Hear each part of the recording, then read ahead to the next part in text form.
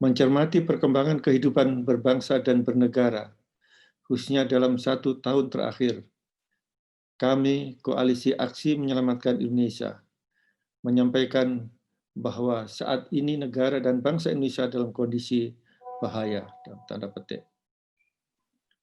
Oleh warning ini disampaikan karena kemerosotan dan kekacauan yang telah terjadi hampir di semua bidang kehidupan rakyat, dan kondisinya semakin luas dan dalam.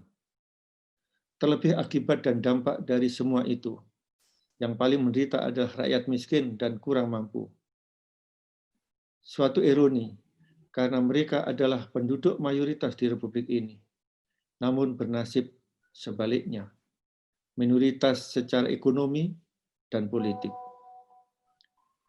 Hal demikian dapat dilihat jelas dari kondisi merosotnya indikator-indikator di bidang ideologi, politik, hukum, ekonomi, sosial, dan budaya, serta lingkungan hidup. 1. Ancaman terhadap ideologi Pancasila telah nyata terjadi dan dilakukan secara sistematis dan konstitusional. Awalnya telah ditetapkan keputusan Presiden RI nomor 24 tahun 2016 tentang hari lahir Pancasila yang menegaskan kelahiran Pancasila jatuh pada tanggal 1 Juni 1945. Padahal keputusan Presiden RI nomor 18 tahun 2008 telah ditetapkan tanggal 18 Agustus sebagai Hari Konstitusi.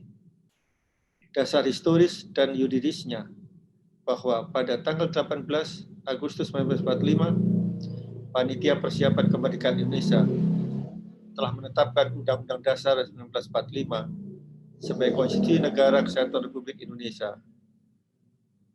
Dalam kaitan itu, Pancasila yang termaktub dalam pembukaan Undang-Undang Dasar 45 otomatis menjadi bagian yang tidak terpisahkan. Tidak berhenti di situ.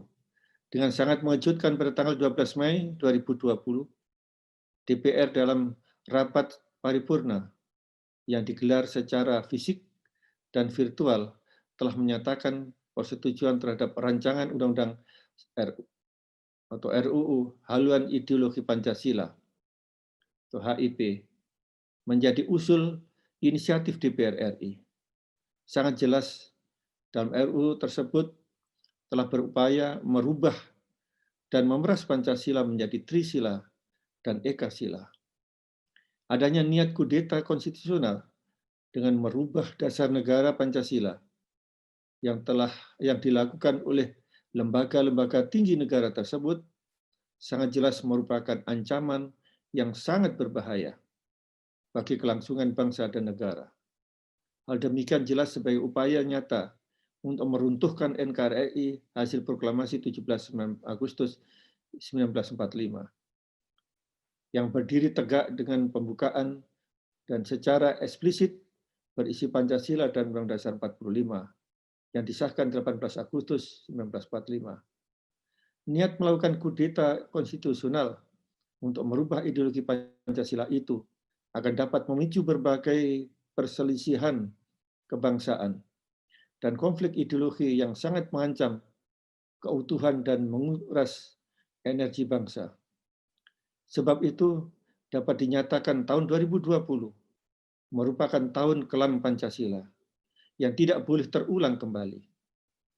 Untuk kebaikan bersama, maklumat kami mengusulkan kepada pemerintah untuk mengusut secara sungguh-sungguh dan tuntas terhadap pihak yang berupaya melalui jalur konstitusi mengubah dasar negara Pancasila sebagai upaya nyata untuk meruntuhkan NKRI hasil proklamasi 17 Agustus 1945